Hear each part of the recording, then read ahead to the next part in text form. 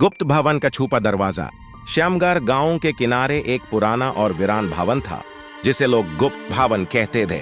उस भवन की दीवारें टूटी फूटी थी और वहां हमेशा एक अजीब सी ठंडक महसूस होती थी।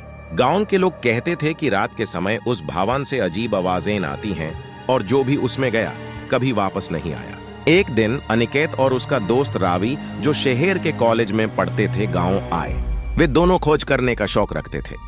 जब उन्होंने गुप्त भवन की कहानी सुनी तो उनका उत्सुकता जग उठी। वे दोनों ने डिसाइड किया कि वो रात को उस भवन के अंदर जाएंगे और सच्चाई का पता लगाएंगे। रात के अंधेरे में टॉर्चेस लेकर वे गुप्त भवन के अंदर घुसे। अंदर का माहौल और भी डरावना था। टूटी हुई फर्नीचर, जला हुआ शांडिलियर और हवा के साथ हिलती हुई खिड़कियां।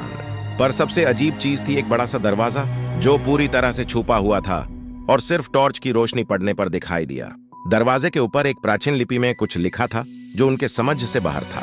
रवि ने दरवाजा खोलने की कोशिश की पर दरवाजा हिलता तक नहीं था। अनिकेत ने नजर डालकर देखा तो पास ही एक पुरानी किताब पड़ी थी। किताब के अंदर कुछ मंत्रस और एक सांकेतिक चित्र था जो दरवाजे को खोलने का राज लग रहा था। अनिकेत और रावी ने किताब के संदेश के अनुसार मंत्र पढ़ने शुरू किए। जैसे ही उन्होंने मंत्र कंप्लीट किया, दरवाजा जोर से खुल गया और एक घना धुआं अंदर से बाहर निकला।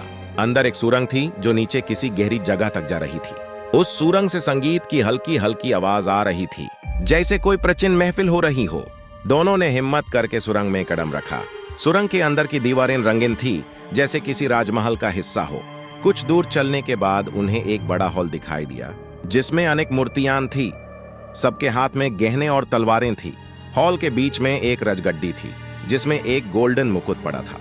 रवि ने उस मुकुट को उठाने की कोशिश की पर जैसे ही उसने हाथ लगाया, हॉल की दीवारें हिलने लगी और एक गूंजती आवाज आई, इस मुकुट का रखवाला वापस आ चुका है। पीछे मुड़कर उन्होंने देखा एक पुरानी रूप वाली आत्मा उनकी तरफ बढ़ रही थी। क्या रवि और अनिकेत वहां से जिंदा वापस आ पाए?